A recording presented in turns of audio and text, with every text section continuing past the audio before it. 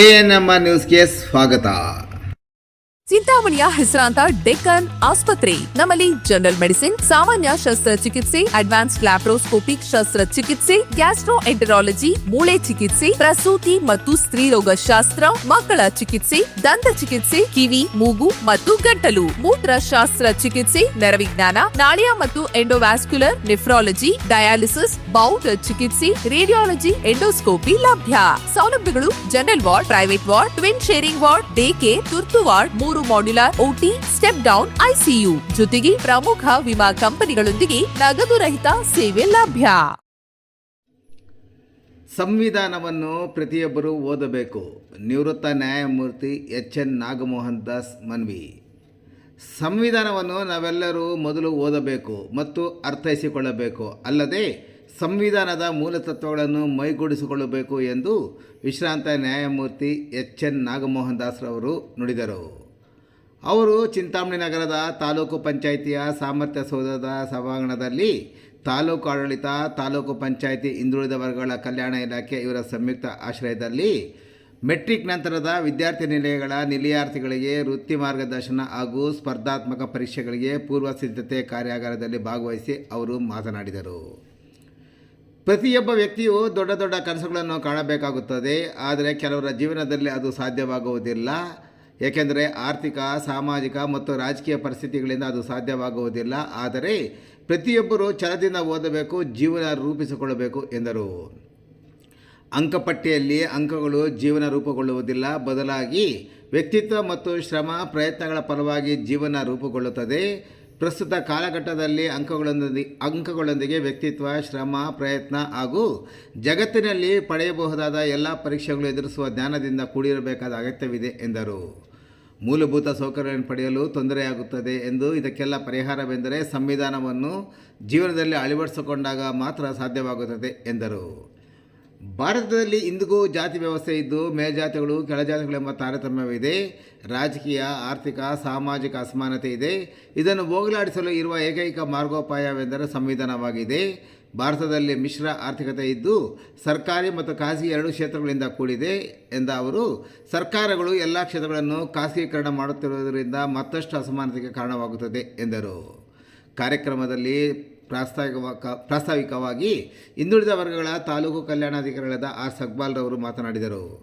ಕಾರ್ಯಕ್ರಮದಲ್ಲಿ ಚಿಕ್ಕಬಳ್ಳಾಪುರ ಹಿಂದುಳಿದ ವರ್ಗಗಳ ಕಲ್ಯಾಣ ಇಲಾಖೆಯ ಜಿಲ್ಲಾಧಿಕಾರಿ ರತ್ನಮ್ಮ, ವಕೀಲ ಅಭಿಷೇಕ್, ಜಿಲ್ಲೆಯ ವಿವಿಧ ತಾಲೂಕು ಹಿಂದುಳಿದ ವರ್ಗಗಳ ಕಲ್ಯಾಣ ಇಲಾಖೆಯ ಅಧಿಕಾರಿಗಳಾದ ಶಿವಪ್ಪ, ಶಂಕರಪ್ಪ, ವನಜಾಕ್ಷಿ, ನವೀನ್ ಕುಮಾರ್, ಸಂಗಪ್ಪ, ಕರಬಸಪ್ಪ ಪಾಟೀಲ್, ಚಂದ್ರಶೇಖರ್, ತಾಲೂಕು ವಿಸ್ತರಣಾಧಿಕಾರಿ ಎಸ್. ಬೇಬಿರಾಣಿ, ವಿವಿಧ ವಿದ್ಯಾರ್ಥಿ ನಿಲಯಗಳ ವಾರ್ಡನ್ಗಳು, ವಿದ್ಯಾರ್ಥಿಗಳು ಮತ್ತು ಸಿಬ್ಬಂದಿ ಮತ್ತಿತರರು ಕಾರ್ಯಕ್ರಮದಲ್ಲಿ ಉಪಸ್ಥಿತರಿದ್ದರು. ಒಂದು ಚರ್ಚೆ ಮತ್ತು ಉಪನ್ಯಾಸ ಕೂಡ ವ್ಯರ್ಥ ಅಂತ ಅನ್ಸುತ್ತೆ. ಹಾಗಾಗಿ ನಾನು ಸಣ್ಣದಾಗಿ ಎರಡು ಮಾತುಗಳನ್ನ ಹೇಳೋದಕ್ಕೆ ಇಷ್ಟಪಡ್ತೀನಿ.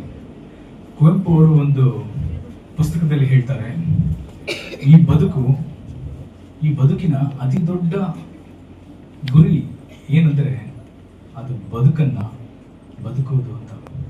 ಆ ಬದುಕು ಅರ್ಥಪೂರ್ಣವಾಗಿರಬೇಕು ಅಂತ ಹೇಳ್ತಾರೆ. ಡಾಕ್ಟರ್ ಬಾಬಾ ಸಾಹೇಬ್ ಅಂಬೇಡ್ಕರ್ ಅವರು ಹೇಳ್ತಾರೆ, ಬದುಕು ಸುದೀರ್ಘವಾಗಿರುವುದಕ್ಕಿಂತ ಶ್ರೇಷ್ಠವಾಗಿರಬೇಕು ಅಂತ. ಪೂರ್ಣ ಜೀವನವನ್ನ ಹೇಗೆ ಸಾಕಾರಗೊಳಿಸ್ಕೋಬೇಕು ಅನ್ನೋದು ನಮ್ಮಲ್ಲೇ ಇರುತ್ತೆ ಅಂತ ಹೇಳ್ತಾರೆ.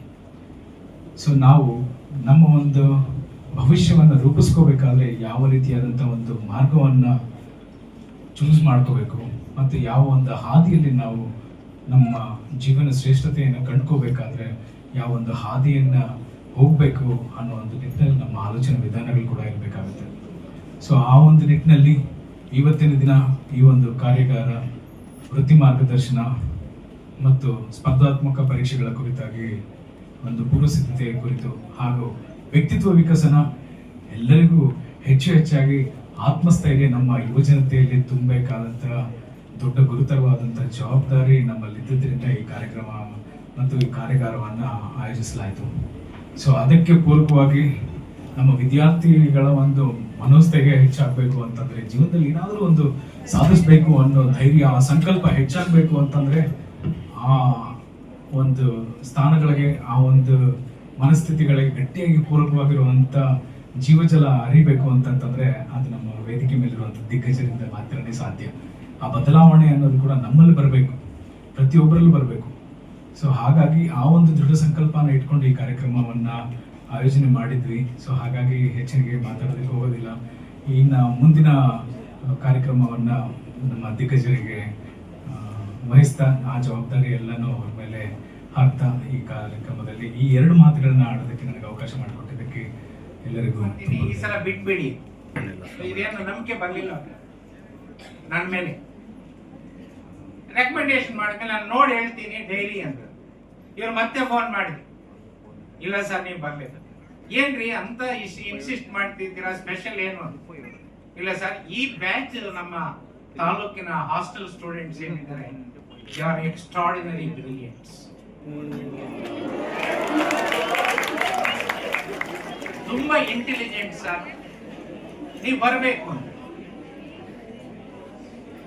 ನಾನು ನಿಮ್ಮಂತ ಬುದ್ಧಿವಂತರ ಜೊತೆ, ಬ್ರಿಲಿಯಂಟ್ಸ್ ಜೊತೆ ಒಂದು ಸ್ವಲ್ಪ ಸಮಯ ಕಳೆದು ಒಂದು ಸಂವಾದ ನಡೆಸಿ ನಿಮ್ಮಿಂದ ನಾನು ಒಂದಷ್ಟು ಏನಾದರೂ ಕಲ್ತ್ಕೊಂಡು ಹೋಗೋಣ ಅಂತ ನಾನು ಒಪ್ಪಿ ಬಂದೆ.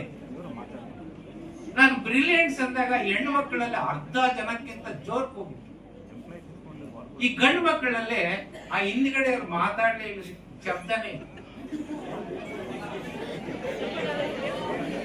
ಚಪ್ಪಾಳನೂ ತಟ್ಟಲಿಲ್ಲ, ನಗಲು ಇಲ್ಲ, ಕೂಗ್ಲು ಇಲ್ಲ. ಸಕ್ಪಾಲ್ ಅವರು ನನ್ನನ್ನ ಮಿಸ್ಲೀಡ್ ಮಾಡಿದ್ದಾರೆ. ಡೌಟ್ ಕ್ಲಿಯರ್ ಮಾಡ್ಕೋಬೇಕಾ ಬೇಡವಾ? ಅದಕ್ಕೊಂದು ಟೆಸ್ಟ್ ಮಾಡ್ಬೇಕಾ ಬೇಡವಾ? ನೀವು ರೆಡಿನಾ? ಈಗೆಲ್ಲ ಕೂಗ್ತಾ ಇದೆ. ನಮ್ಮೂರ ಹತ್ರ ಒಂದು ಆಸ್ಪತ್ರೆ ಇದೆ. ಅದು ಗ್ರೌಂಡ್ ಫ್ಲೋರ್, ಫಸ್ಟ್ ಫ್ಲೋರ್ ಇದೆ. ಅದು ಮೈನ್ ಕ್ಲಾಸ್.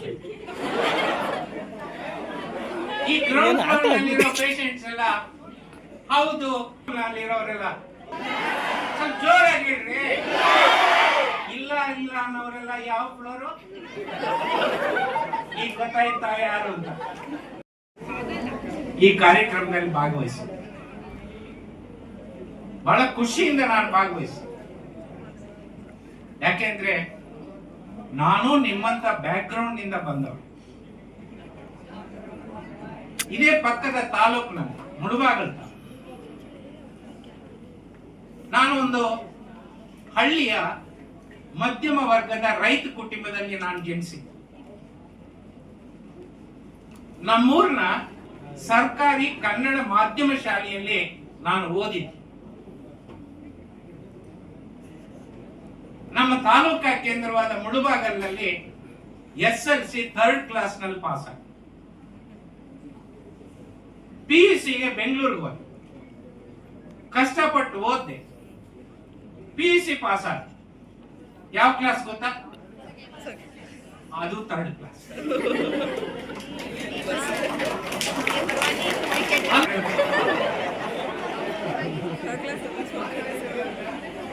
ಆಮೇಲೆ ಡಿಗ್ರಿ ಸೇರಿದೆ, ಡಿಗ್ರಿ ಪಾಸ್ ಮಾಡಿ. ಯಾವ ಕ್ಲಾಸ್ ಇರ್ಬೋದು ಹೇಳಿ? ಅದು 3rd ಕ್ಲಾಸ್. LLB ಪಾಸ್ ಮಾಡಿದೆ, ಅದ್ಯಾವ ಕ್ಲಾಸ್ ಇರ್ಬೋದು ಹೇಳಿ?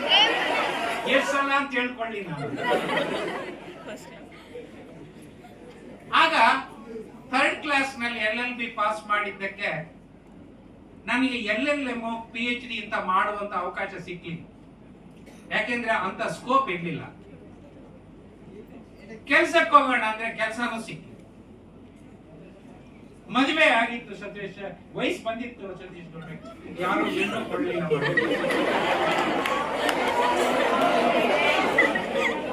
ಇನ್ ಸುಮ್ಮನೆ ಇರೋದೇನು ಅಂತೇಳಿ ಕರಿ ಕೊಟ್ಟು ಹಾಕೊಂಡು ಲಾಯರ್ ಜಡ್ಜ್ ಹತ್ರ ಬಯಸ್ಕೊಂಡೆ, ನಮ್ ಸೀನಿಯರ್ ಹತ್ರ ಬಯಸ್ಕೊಂಡೆ, ಆಪೋಸಿಟ್ ಲಾಯರ್ ಹತ್ರ ಬಯಸ್ಕೊಂಡೆ, ಕಕ್ಷಿದಾರ ಹತ್ರ ಬಯಸ್ಕೊಂಡೆ. ಹಿಂಗೆ ಬಯಸ್ಕೊಂಡು ಕಷ್ಟಪಟ್ಟು ಕೆಲಸ ಮಾಡಿ ಇವನ ಕೆಲಸಗಾರ ಅಂತೇಳಿ ರಾಜ್ಯದ ಎಲ್ಲಾ ಜಿಲ್ಲೆಗಳಿಂದ ನನಗೆ ಕೆಲಸ ಬಂತು. ಹೆಚ್ಚು ಕೆಲಸ ಬಂದಿದ್ರಿಂದ ಜೀವನ ನಡೆಸುವಷ್ಟು ವರಮಾನನೂ ಬಂತು. ಆ ನಂತರ ಹೈಕೋರ್ಟ್ನವ್ರು ನನ್ನ ಕಡೆ ನೋಡಿ, ಇವನ್ ಕೆಲಸಗಾರ ಒಂದು ಡೀಸೆಂಟ್ ಲಿವಿಂಗ್ ಬದುಕ್ತಾ ಇದ್ದಾನೆ ಅಂತ ಹೇಳಿ ನನ್ನನ್ನ ಹೈಕೋರ್ಟ್ ಜಡ್ಜ್ ಆಗಿ ಅಪಾಯಿಂಟ್ ಮಾಡಿ ಈಗ ಹೇಳಿ ನಾನು ಫಸ್ಟ್ ಕ್ಲಾಸ್ ಥರ್ಡ್ ಕ್ಲಾಸ್ ಆದ್ರೆ ನನ್ನ marks card alone is not the yardstick to measure your talent. Third class ತಗೊಂಡ್ರೆ ಸಾಕು ಹೈಕೋರ್ಟ್ ಜಡ್ಜ್ ಆಗಬಹುದು ಇಂಪ್ರೆಷನ್ ಅಲ್ಲಿ ಹೋಗ್ಬೇಕು. Today you are living in a competitive world. ಪ್ರತಿ ಹೆಜ್ಜೆಗೂ, ಪ್ರತಿ ಕ್ಷೇತ್ರದಲ್ಲಿ, ಪ್ರತಿ ಸಂದರ್ಭದಲ್ಲಿ ಸ್ಪರ್ಧೆ ಸ್ಪರ್ಧೆ ಸ್ಪರ್ಧೆ. ಈ ಸ್ಪರ್ಧಾತ್ಮಕ ಜಗತ್ನಲ್ಲಿ ನೀವು ಕಷ್ಟಪಟ್ಟು ಓದಿ ಹೆಚ್ಚು ಮಾರ್ಕ್ಸ್ ತೆಕ್ಕೋಬೇಕು, ಬದುಕಿನ ಬಗ್ಗೆನೂ ತಿಳ್ಕೋಬೇಕು. ಇವೆರಡೂ ಬಹಳ ಮುಖ್ಯ. ಇವೆರಡನ್ನ ನೀವು ಕಾನ್ಸಂಟ್ರೇಟ್ ಮಾಡಿದ್ರೆ ನೀವು ಏನೇ ಆದ್ರೂ ಕೂಡ ಜೀವನದಲ್ಲಿ ಸಕ್ಸಸ್ ಆಗ್ತೀರಾ, ಅದು ನನ್ನ ನಂಬಿಕೆ. This is the lesson that I can tell you with my experience. ಇದನ್ನು ಗಮನಿಸಿ. ಅನೇಕ ಜನ ಹೇಳ್ತಾರೆ, ನಾನು ಕೇಳಿದ್ದೀನಿ